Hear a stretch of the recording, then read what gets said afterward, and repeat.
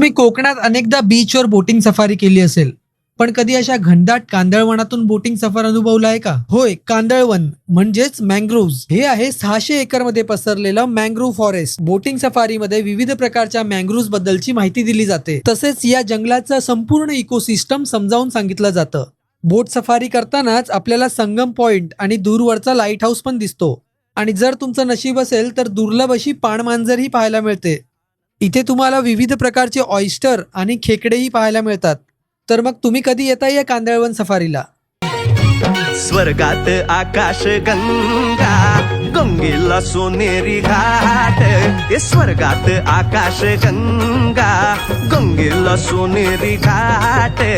घाटाला पायऱ्या 100, हे घाटाला पायऱ्या 100. झाला आनंद आली बहार, झाला आनंद आली बहार.